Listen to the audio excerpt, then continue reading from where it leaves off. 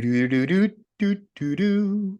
Welcome to the Do-do-do-do-do. Wokelandia podcast, where we expose the injustice of social justice. My name is Joseph Backholm, and on the other end is my brother. It's Caleb. I go a lot slower with that song, so I wasn't You even do. done, but I'll just be Yeah, done. your pace is not good. No, I need to go a little quicker. That merry-go-round is It's really, really slow. But we're not going to start that over because nobody wants to hear you do that again. No, we'll just move on. So let's just move on. Forget Let's the do end. that. Yes, and I'm Yes. Caleb. I just so everybody knows. And we are talking today about how bad the Democrats are at trading things, or especially Well, that's not really what we're trading talking people. about. No, it's That's not. not Well, really. kind of is. It's a relevant topic, but we're talking about the news of the day. Brittney Griner has been released from a Russian jail as part of a prisoner exchange with Russia in exchange for someone who I'd never heard of before today, Victor Bout, who we can talk a little bit about. Seems like he's not a very good guy, but he's been in jail in the US for 10 years, 15 years. Yes. He's an arms dealer referred to as the Merchant of Death. And I actually don't think we should assume that people know who Brittney Griner is. But Brittney Griner she's become pretty famous. In fact, I just heard someone else say it. I should take credit, but I won't. This is the first WNBA trade anybody has ever cared about. Zing. Okay. Well, yeah, touche. But Brittney nobody Griner, knew who she was until this. Now I think a lot of people know. Correct. I think a lot more people know about her than they did before. And she is a WNBA player, and she went to Russia, I think, actually playing basketball, and she had drugs with her, essentially. Marijuana. And they caught her at the border, and then they ran some kind of a show trial, and they sentenced her to a decade or something for possession of marijuana. And she's been in jail for 10 months, I think, in Russia. She's sentenced to 9 years in prison. Apparently it's some sort of a labor camp or something to that effect, which quite unjust for the crime. Yeah. And so we can stipulate at the beginning of this thing, yay for Brittney Griner. The Russians are terrible. This was obviously just for them a way to get leverage and kind of, poke a finger in the eye of the U.S. Because she has some prominence. And I think actually in women's basketball, she's a fairly big deal. Like, she's not just a women's basketball player. She's one of the better women's basketball players, but I'm not going to pretend to know a lot about professional women's basketball, but I believe that that is true. And so the Russians just saw this as an opportunity. She did something, kids listening at home, if you're going to go to foreign countries with totalitarian, authoritarian regimes that do not have like constitutional, any kind of recognition of human rights, they don't care about the things. Leave your drugs at home, guys. Just leave your drugs at home. Just skip it for the whole week. Just like no drug week. I'm going to Russia. I'm just going to cold turkey this sucker, drug free the whole week, and your life will be better. This is a classic example of can I mess around and find out. When you go to South Korea, when you go to Russia, just be on your best behavior. Just don't give them an excuse, because if they get an excuse, they'll take it. South Korea, North Korea, yeah, actually. North Korea. Don't take your drugs in South Korea either. But especially, I did mean North Korea. Mm-hmm. Yes.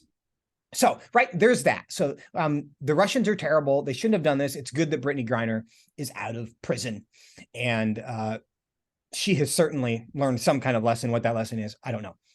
That being said, for our purposes here today, it's worth considering why the U.S. government worked so hard in this case. And that's kind of one of the questions that we're going to bring up as we discuss wokeness and wokelandia. We lay out this framework, recognize the fact that people have more value in wokelandia based on the identity groups that they fit into. Now, Brittney Griner is African-American or Black, whatever term you like to use for that. She's also a lesbian in addition to being female, right? So she checks all these boxes.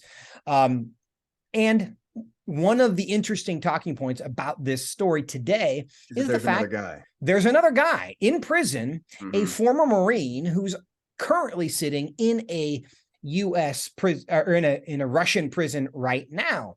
And he's been there for years already. And even more unjustly in prison, as bad as hers was, which she shouldn't have been in prison for 9 years for carrying marijuana around and using it. His was even worse as far as we can tell.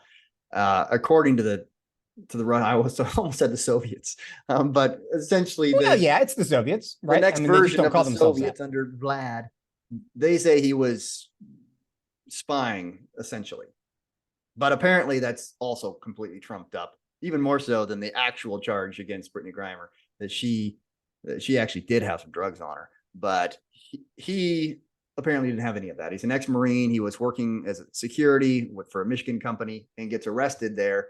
And that's it. There's nothing more to it than that, as far as we can tell, unless you believe Putin that he really is a spy. But how much weight are you going to put in the word of Vladimir Putin? Hopefully not very much. And now, why wasn't he released instead? Or in addition to, right? Why can't we do both of these? Not instead, right? Along with, you definitely should have gotten both of them out. And I think there are others also unjustly held in Russia. Not very many, but I think there's more than 2 that have been. Joe Biden said today we had no choice. That was his response to that question. We had no choice about what? That was his exact quote. We couldn't get him, the Marine. What's his name? It's skipping me right now. I'll find it here in a second. But we couldn't get him because we had no choice. That was his exact quote this morning. But yes, that of course is not. The name of the Marine is Paul Whelan, Whelan. Thanks. Yeah. Yes. So we couldn't get Mr. Whelan because we had no choice. Russia apparently didn't offer him. They were like, no, he's not in this option. We're only doing the basketball player. So there's this whole question of like, I mean, you started off by talking about, are we just terrible negotiators? And I think that's worth, consideration. But the truth is, I don't feel like we know that much about what the various leverage points are and what are the diplomatic sticking points. Why doesn't Russia want him released? Why did we see the results of the negotiations? Yeah, we just know the results. We don't know all of the various issues that they would have been considering, either on the Russian side or on the US side. And so I think it's good that you get somebody released. But this Victor Bout guy is just kind of one of Putin's dudes, and he's an arms dealer, and he's Russian. He's not a former KGB guy. He's not that old.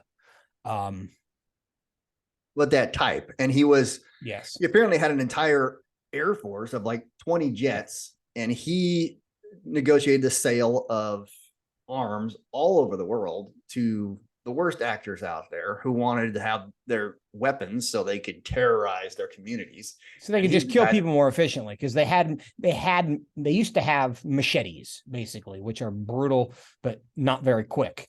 And then Victor Bout made sure all the guys, and a lot of these were African warlords, I understand, just terrible, terrible people, gave them the ability to just kill a lot more efficiently. But also the targeting of Americans. So it was both. It was correct. And which is why he was convicted and tried and convicted in the United States. According to this CNN article I'm reading here, he was serving a 25-year prison sentence in the U.S. on charges of conspiring to kill Americans, acquire and export anti-aircraft missiles, and provide material support to a terrorist organization. So he was a guy who was a genuine threat to the United States and to the world. Yes. Brittney Griner was not a threat at all to Russia, not even a tiny bit. They could have said, well, you're importing marijuana, so you're threatening on our nation. No, it's a massive stretch. The comparison of these two is just simply not there at all. The threat that we had from one, that they had from the other. And and how does that get negotiated? I don't think Biden has any leverage against Russia. I mean, you look at what happened with the Turkish pastor about 3-4 years ago, who Trump negotiated. Yes, Andrew Brunson, who is a colleague of mine at FRC. Yes, there you go. Okay, Andrew Brunson. He was in prison for a long time, and so he's in prison for like a couple of years in Turkey, and Trump eventually got him released by threatening Turkey, saying we are going to In fact, he announced sanctions. We are going to massively tax all the products you try to sell us. So no one's going to want to buy your products because they're going to be too expensive now. And shortly after that, Brunson was released. Yeah. Well, and it's worth noting, Paul Whelan, the guy who's still in this Russian prison, was in jail in Russia for 2 years during the Trump administration. And Trump didn't try to get him out. And he didn't get out. Well, we don't know. We don't know that he didn't try. We know that he did not. Correct. So is that relevant? Maybe. Yeah. And it's hard to know all the behind the scenes things. It's impossible to know all the behind the scenes things for us. So maybe he didn't try hard enough. Maybe he was working on other ones. Sometimes these things take time. You remember the story of the 3 UCLA basketball players in China that were arrested? Yes. And that's kind of similar to this. I think their crime was a little bit worse. Details, Caleb. Yes. Most people are not going to remember that. No, and I didn't either until I did a little research, and now I remember the details now. But the UCLA basketball team was playing in China, and 3 of the basketball players went in and robbed a store, a Louis Vuitton store next to the team's hotel. Here's a story in Hangzhou, which I think is how you pronounce that. Probably so they get caught. We'll give you the pass. What's that? It's probably not how you pronounce it, but I'll give you a pass on that because I don't know how to pronounce Chinese cities either. Well, then yes. I'm probably just keep right. going. If you don't know. It doesn't matter at this point. Yes. Any of our Chinese listeners, and if I mispronounced the name of Hangzhou, sorry. So they get caught stealing Louis Vuitton glasses, which is an actual crime in every country, and you shouldn't do that. And so they got arrested, which they should have been arrested. But it's kind of similar to the basketball player in Russia who gets mess around and find out, guys. Just don't do that in China. Don't take drugs in. Don't steal glasses. Don't steal sunglasses. Yeah, but they didn't. They stole it. So their team flew back to the U.S. without them. A few days later, it got negotiated, and they did get back. They didn't end up with a 9-year prison sentence or something. So it's kind of a similar story, but a much quicker ending. But again, we don't really know what's behind it as far as the negotiations or what goes on in the diplomatic circles. But it certainly was a lot smoother than the other basketball player that was just released today in exchange for a really bad guy. But in this case, it was very simple. Should we be skeptical, Caleb? Should we look at this and say, oh, you're just privileging. You're just saying that this particular prisoner is more valuable because of who she is, and then all of these other Americans who are stuck in prisons around the country. And in doing a little research for this, I came across the fact that, Argentina, who we have just started to buy more oil from, right? This was a recent change from the Biden administration. There are 8 Americans being held in Venezuela right now. Venezuela or Argentina? You said both. Venezuela. Okay, that's what I thought. Venezuela, including 5 executives of Citgo Petroleum, a U.S. unit of Venezuela state oil company, PDVSA. Washington says Venezuela is wrongfully holding Matthew Heath, a Marine. Also, Heath has been denied. I won't go to the rest of the details there. But again, we're now going to buy a bunch of oil from this terrible country because we need energy, because we decided not to be energy independent anymore, which is a different story. But we got ex-Marines kind of just being held by those guys, and they're still sitting there. And I think that leads I didn't even know that story, but it leads to my second point of the fact that there's no leverage for Joe Biden. Trump used this leverage against Turkey. Russia's a little tougher, admittedly, than Turkey as far as especially right now leveraging them. Especially because we've already thrown all of our bombs at Russia, metaphorically, economically. Well, not all of them, because, and this is related to the Venezuela thing, Trump would, Biden will not drill for more oil and replace the market. If he would massively increase energy production here, which they do not want to do, you could undercut Venezuela and you could undercut Russia. And that really is the silver bullet that would be very effective in saying, we're going to sell the same thing you sell all around the world and cheaper, and we're going to destroy you economically that way. But Biden will not do that because of his allegiance to this war on global warming, which I think is a disaster. And another issue, but it's related to this because it takes away so much leverage. That's the leverage that we need to use economically, both in Venezuela and in Russia. Ironically, it would totally work on both. but you won't So do for it. you, is this really a story about environmentalism then? Is this just our kind of worship of the planet and our environmental policy that It has ties in. They all backed us tie into in. another corner? It's interesting how you keep running into the same topics over and over. First, you've got your identity issues with her, with being a black. And I don't think we can prove that though. But We the can't. but the We do problem know is we're that's all desirable. skeptical, right? Yeah, Because we know that's we a know desirable group, and the right. white man gets left behind. If it was reversed, people would be saying, "Oh, you got the white guy out, and you left the black lesbian behind in jail." And we don't know if that would really be the case, although that's what happened. We don't know if that's the reason it happened. And even here, we're not sure that's the reason. It's just because she's a now a famous black lesbian. Well, and so she comes out because of her identity. But here's what I do think higher. In terms of the return for this, right? Because the value of the prisoner exchange, this Victor Bout guy is unquestionably more valuable to Vladimir Putin and to the Russians than Brittney Griner is to Americans from like a national security perspective, right? More dangerous, vice versa. But I think the political part of this that the Russians probably understand is the need for the Biden administration to be perceived going to her defense in a way that doesn't exist for other Americans who are being held unjustly in prisons all over the country that nobody kind of really cares about.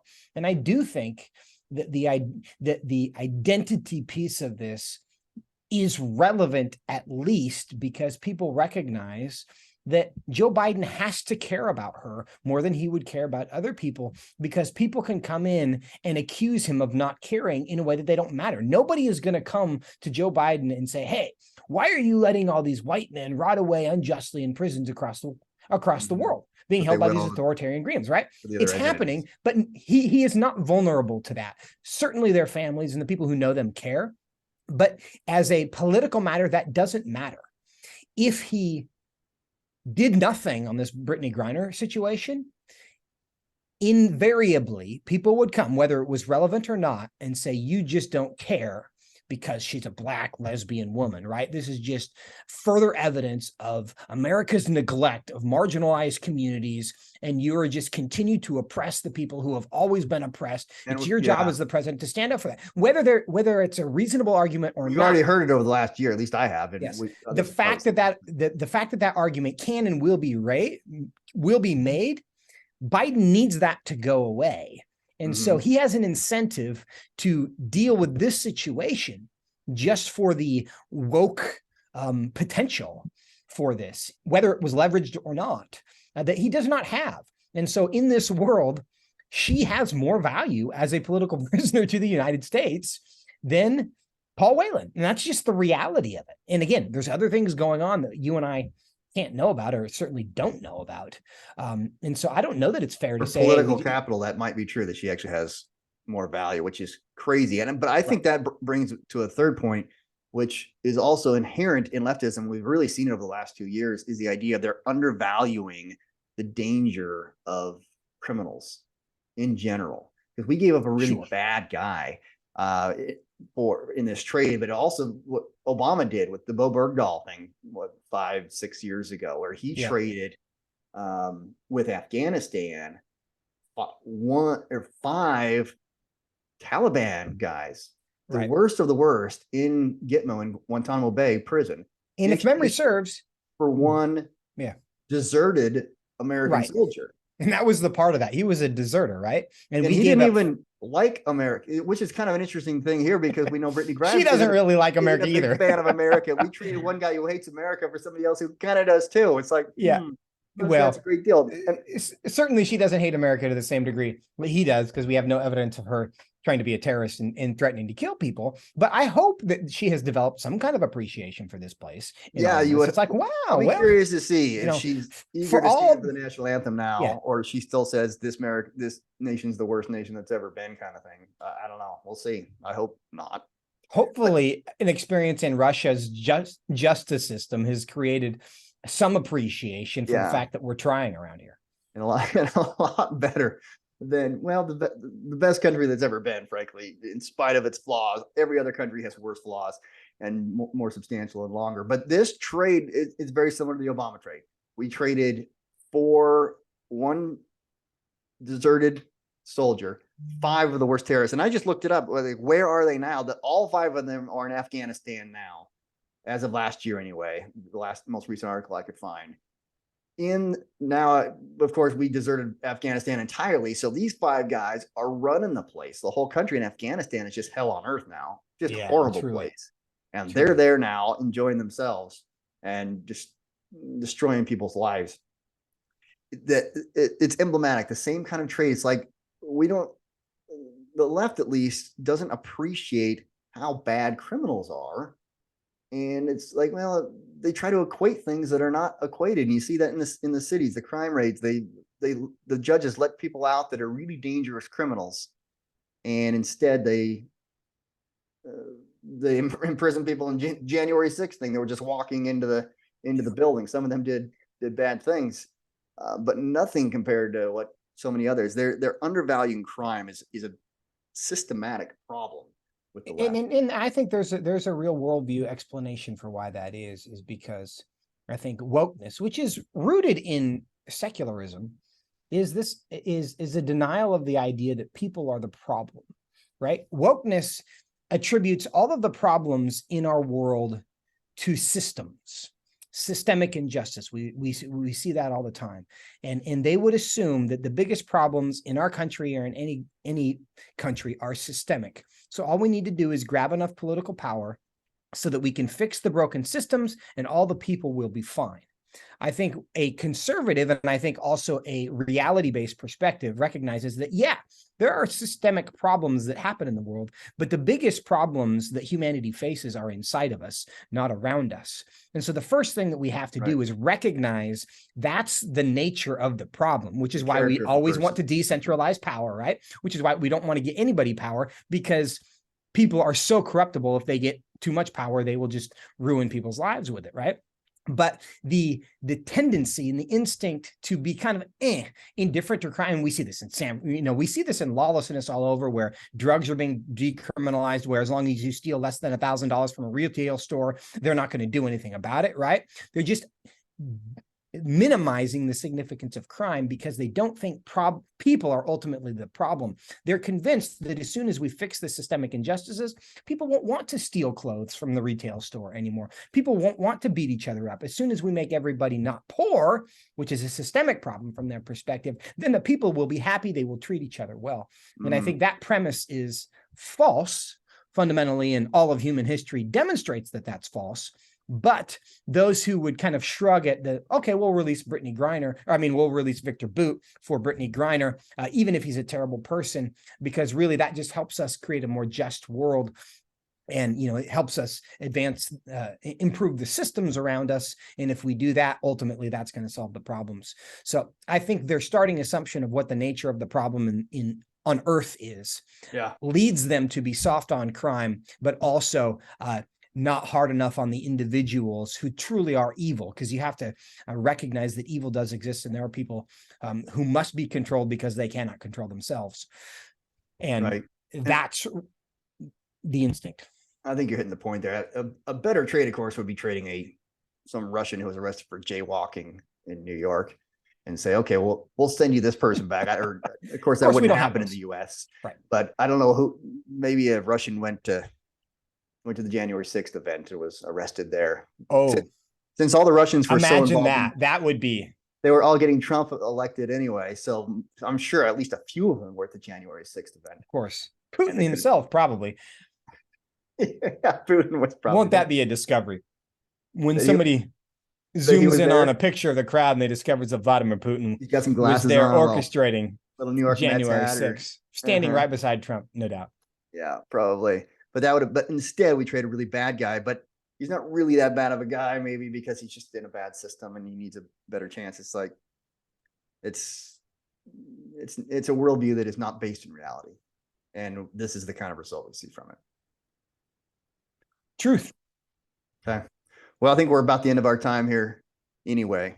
And you have any other closing thoughts? If not, that's good. We'll continue to track this, but I think, I just think it's sad that we're even skeptical, that you can't see somebody getting released. And for me, that's kind of that's the big E on the eye chart of this story for me, is that we can't just say, hey, good, somebody got out of prison who was being wrongly held, and just celebrate that we all have to think of in all of these intersectional terms of, is the US government valuing some people more than others because of really stupid, superficial reasons, rather than, meaningful reasons. And so you got your identity politics, which plays into this as getting a bad trade because of that.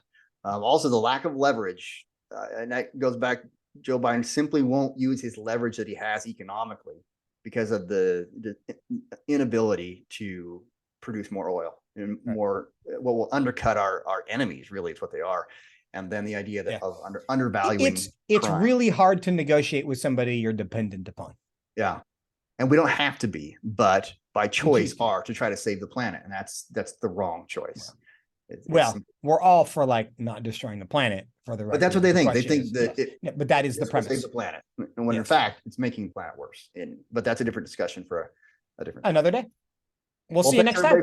Thanks for joining us. We'll talk to you again next time.